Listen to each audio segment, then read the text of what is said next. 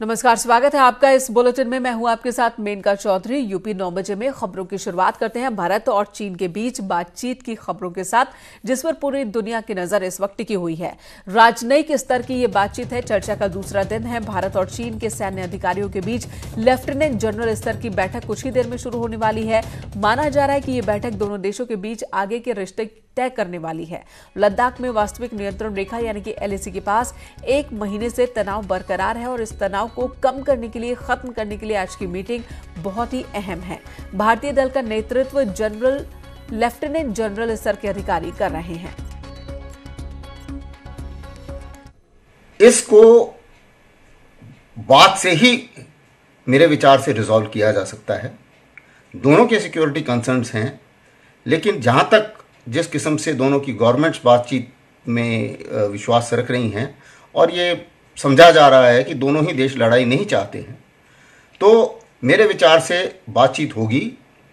हमें बहुत ज़्यादा उम्मीद नहीं रखनी चाहिए इस बातचीत से, क्योंकि बातचीत सफल भी हो सकती है, असफल भी हो सकती है। कि एक लेफ्टिनेंट जनरल रैंक ऑफिसर अपने राष्ट्र हित और राष्ट्रीय सुरक्षा को बहुत अच्छी तरह से पेश कर सकते और सभी बातों पर चिंतन करके, विचार विमर्श करके वो चीन को ये बहुत कड़ा संदेश दे सकता है कि आज का हिंदुस्तान बहुत सक्षम है, नेतृत्व सक्षम है और हम किसी भी परिस्थिति के तैयार हैं। यदि चीन शांति चाहती है तो उसका जो विस्तारवाद की राजनीति है उसको खत्म करे। जो तो एक हम रोड जो दरबुक, शोक और डीबीओ से फीडर रोड बना रहे हैं, जो कि जा रही हैं लाइन ऑफ एक्चुअल कंट्रोल की तरफ बंकरों और पोस्टों में, वो कंटिन्यू रहेगी। और उसके साथ जो हमने ट्रैक बनाया है फिंगर 4 पेंगैंगसो में जो हमारा इलाका है, वो भी हम कंटिन्यू रखेंगे। तो ये दो मुद्दे हैं भारत की तरफ से और हम इसके ऊपर स्टिक करेंगे और इसके ऊपर कोई कॉम्प्रोमाइज नहीं है।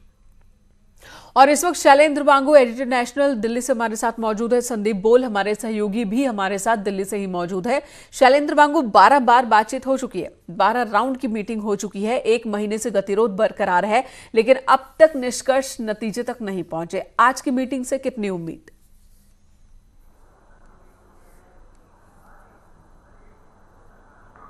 देखिए, जाहिर तौर पर भारत और चीन की अब ये कोशिश है कि इसको जल्द से जल्द गतिरोध को खत्म किया जाए। इसीलिए आज एक बैठक हो रही है दोनों देशों के बीच। एक और बैठक हो रही है मिलिट्री लेवल पे। हालांकि आपको ये याद दिला दें कि इस दौर में पहली बार डिप्लोमेटिक लेवल पर कल ही बातचीत हो चुकी है। उसमें एक सही माहौल बनाने की कोशिश की गई है, जिसमें भारत और चीन की तरफ से इस बात में सहमति बनी है कि जो गतिरोध है वो उससे तनाव पैदा ना हो, वो बड़े मुद्दे ना बने, जो मतभेद है वो गतिरोध ना बने। तो साथ ही ये भी सहमति बनी है कि जो भी दोनों देशों के बीच जो भी मुद्दे हैं उसको शांतिपूर्ण तरीके से बातचीत के जरिए, एक दूसरे की जो आकांक्षाएं हैं, एक दूसरे के जो कंसर्न्स हैं, उसको ध्यान में रखते हुए बातचीत की जानी चाहिए।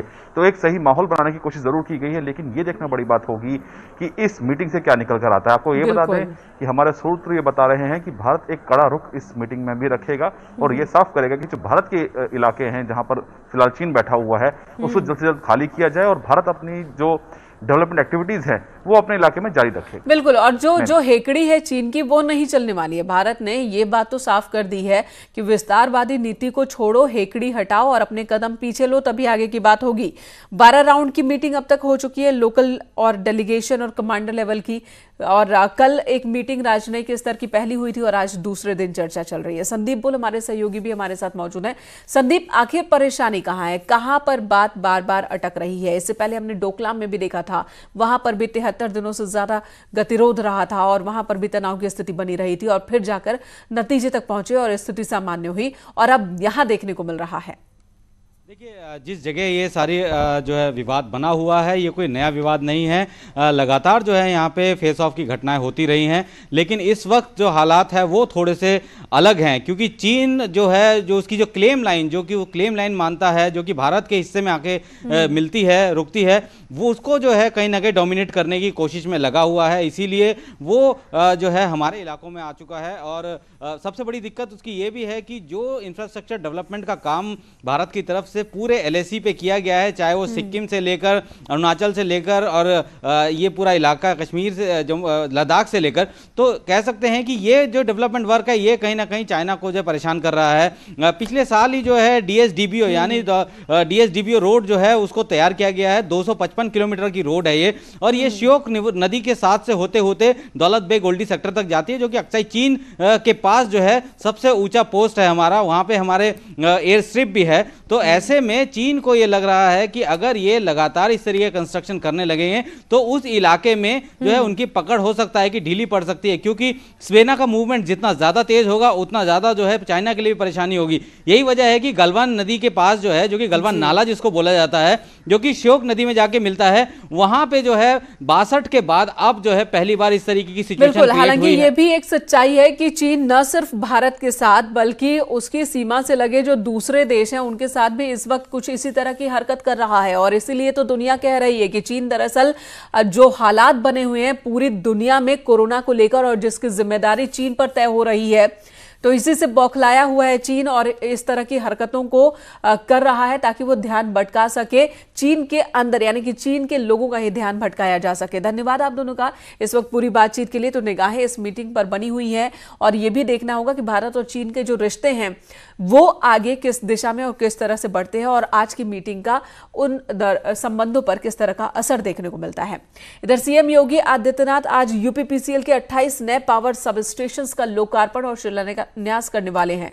3135 करोड़ की ये परियोजनाएं हैं जिनका आज उद्घाटन और शिलान्यास होने वाला है। सुबह 10 बजे मुख्यमंत्री आवास पर ही कार्यक्रम होगा। ऊर्जा मंत्री श्रीकांत शर्मा, राज्य मंत्री रमाशंकर पटेल इस मीटिंग में मौजूद होंगे, इस कार्यक्रम में मौजूद होंगे। यूपी के निर्बाध और पर्याप्त बिजली की आपूर्ति होती रहे प्रदेश में, और इसी उद्देश्य के साथ 28 नए उपकेंद्रों की व्यवस्था की गई है। अनामिका इस वक्त हमारे साथ जुड़ चुकी हैं लखनऊ से। अनामिका, 10 बजे प्रोग्राम होना है, 9 बज चुके हैं, 1 घंटे का वक्त बाकी है और एक कह सकते हैं कि कोरोना काल के दौरान भी ये एक राहत वाली बात है।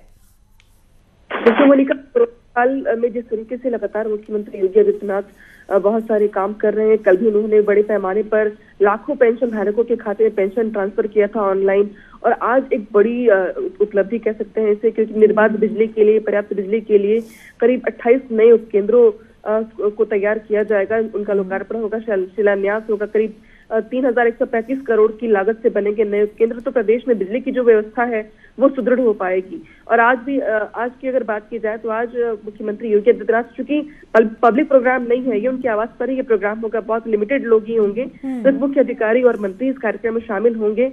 लेकिन टीम 11 की बैठक से पहले ये कार्यक्रम होगा और ये प्रयास है कि पूरे प्रदेश में घर घर बिजली का जो वादा है, चूंकि मई जून का महीना ऐसा होता है जहां पर सबसे ज्यादा बिजली की खपत होती है, तो ऐसे में जून के महीने में ही नए उपकेंद्रों का शिलान्यास करना, लोकार्पण करना, ये एक बड़ी बात है कम से कम प्रदेश में बिजली की व्यवस्था के लिए। अनामिका, धन्यवाद इस वक्त पूरी बातचीत के लिए।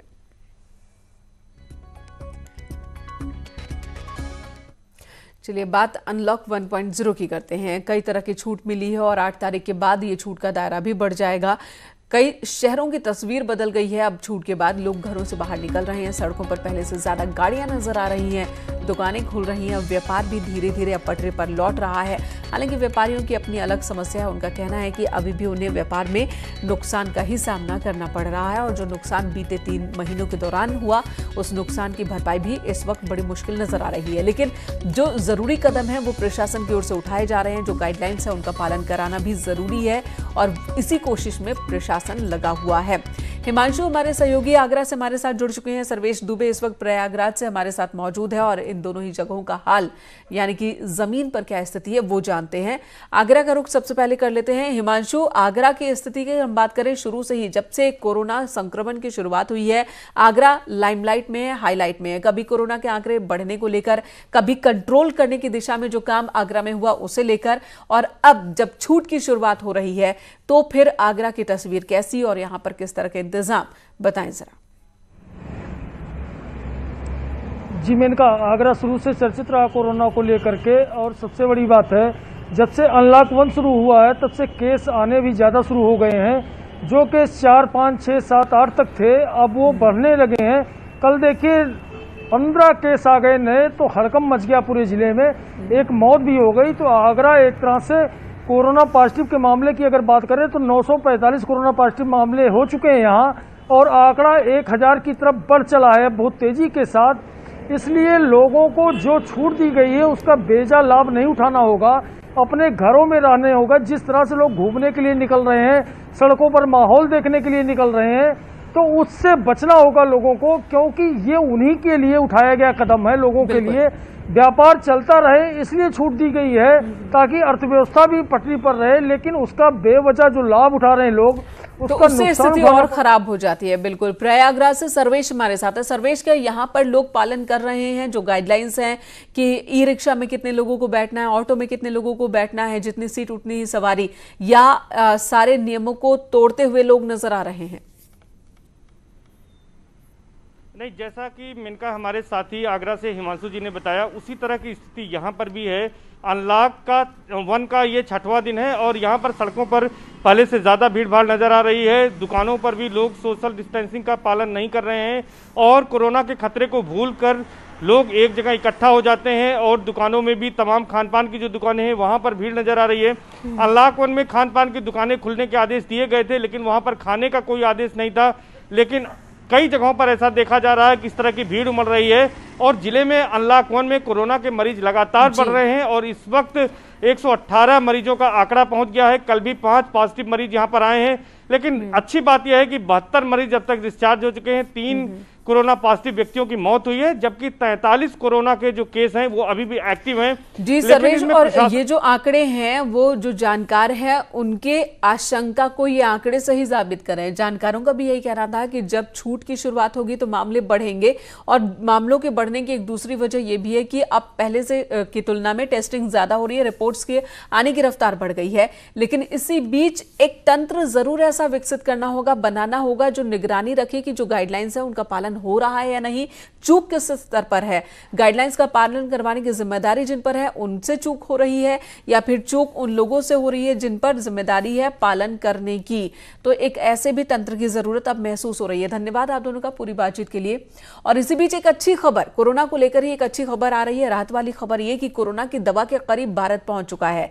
कोरोना की दवा बनाने के नजदीक पहुंचे वैज्ञानिक, ये दावा किया जा रहा है। राष्ट्रीय अश्व अनुसंधान केंद्र हिसार के वैज्ञानिकों ने यह दावा किया है कोरोना की दवा बनाने के वो बेहद करीब पहुंच चुके हैं।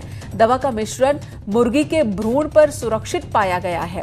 कोरोना के खिलाफ कारगर साबित हो सकती है ये दवा। भारतीय कृषि अनुसंधान परिषद ने ये जानकारी दी है और ये दावा भी किया है। तो फिलहाल पूरी दुनिया के वैज्ञानिक इस वक्त लगे हुए हैं कोरोना की दवा निकालने में, वैक्सीन निकालने में, और उस पर पूरी दुनिया में ही रिसर्च अलग अलग स्तर पर पहुंचा हुआ है। और फिलहाल एक और दावा यहां पर किया जा रहा है भारतीय कृषि अनुसंधान केंद्र की ओर से, परिषद की ओर से, और इनका कहना है कि बहुत जल्द ये दवा को तैयार करने में कामयाब हो जाएंगे। सूरज भारद्वाज हमारे सहयोगी हिसार से हमारे साथ मौजूद हैं। सूरज, अब ये किस तरह से ये दवा काम करेगी और किस तरह से इसे तैयार किया जा रहा है, क्या दावा वैज्ञानिकों का?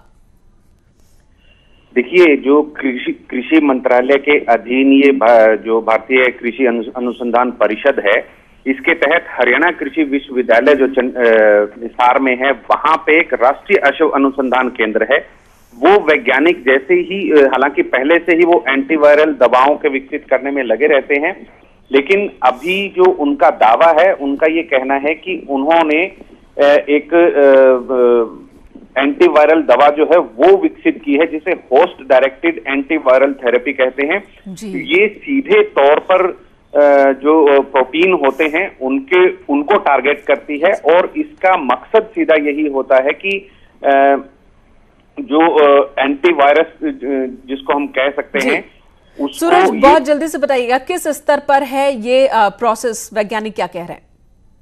वही मैं बता रहा हूं आपको, जो प्रतिरोधक क्षमता है उसको बढ़ाने को लेकर के इसका उपयोग मुर्गी के भ्रूण के ऊपर किया गया है, कुछ एक और वायरस पर किया गया है, और जो कोरोना वायरस जो है उस वायरस के ऊपर इसका उपयोग किया गया है। अभी तक जो उसके नतीजे हैं वो सामान्य रहे हैं। मुर्गी का भ्रूण जो है उसमें किसी तरह का कोई विकार देखने को नहीं मिला है और उसकी जो ग्रोथ हुई है वो सामान्य हुई है। हालांकि अभी और भी परीक्षण इस पर होने हैं, जिसके बाद ही इस पर कुछ कहा जा सकेगा कि बिल्कुल बिल्कुल। तो अभी कई और परीक्षण बाकी है, लेकिन दावा वैज्ञानिकों का कि वो इस दवा को तैयार करने के बेहद करीब पहुंच चुके हैं। ब्रेक के बाद स्वागत है आपका एक बार फिर से। और अब बात रिलायंस जियो की करते हैं, जिसमें हिस्सेदारी निवेशकों की बढ़ती जा रही है। रिलायंस जियो को लेकर दुनिया भर के निवेशकों की दिलचस्पी इतनी बड़ी है कि पुराने निवेशक भी अपनी हिस्सेदारी बढ़ा रहे हैं। रिलायंस इंडस्ट्रीज के बयान के मुताबिक सिल्वर लेक ने जियो प्लेटफॉर्म में निवेश बढ़ाने का फैसला लिया। कंपनी ने जियो में 4,546 करोड़ का एक्स्ट्रा निवेश किया है और इस निवेश के साथ ही जियो में उसकी हिस्सेदारी अब बढ़कर 2.08% हो गई है। कंपनी ने कहा कि इस निवेश के बाद जियो प्लेटफॉर्म पर सिल्वर लेक का कुल निवेश बढ़कर 10,202 करोड़ रुपए का हो जाएगा। इससे पहले 4 मई को सिल्वर लेक ने 5,655 करोड़ रुपए का निवेश किया था। रिलायंस के जियो प्लेटफॉर्म में अब तक Facebook, Mubadala investment company, Vista, General Atlantic और केकेआर निवेश कर चुके हैं। सिल्वर लेक की नई घोषणा के बाद अब तक जियो में 92,202 करोड़ रुपए का निवेश हो चुका है, जिसके लिए कंपनी ने 19.9% की हिस्सेदारी बेची है।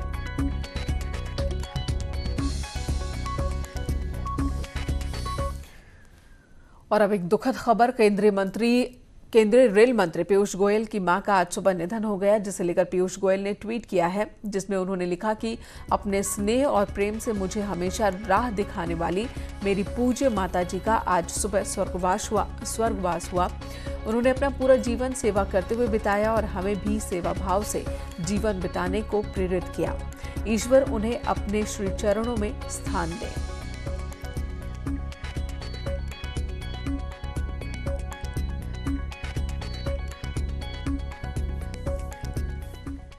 बदायूं के बिलसे इलाके में दबंगों पर पड़ोसी ई रिक्शा चालक को पेट्रोल डालकर जिंदा जलाने की कोशिश का आरोप लगा है। ई रिक्शा चालक 60 से 70% तक झुलस गया, जिसे बाद में गंभीर हालत में CHC बिलसे जिला हॉस्पिटल ले जाया गया।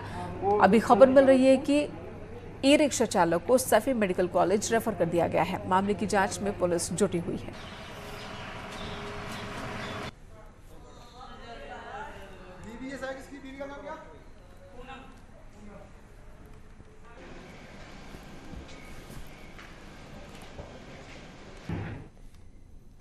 और अब खबर अमरोहा से, जहां पर बाइक चोर सीसीटीवी कैमरे में कैद हुआ है। घर के बाहर खड़ी बाइक को ये चोर बड़ी ही आसानी से चोरी कर लेता है। आप देख सकते हैं तस्वीरों में कि कैसे वो रात के अंधेरे में बाइक का लॉक तोड़कर उसे चोरी कर लेता है। एक ही रात में इस चोर ने 2 बाइक चोरी की है। इस पूरे मामले पर अमरोहा पुलिस का कहना है कि शातिर चोर के खिलाफ मुकदमा दर्ज कर लिया है। जल्द ही घटना का खुलासा किया जाएगा।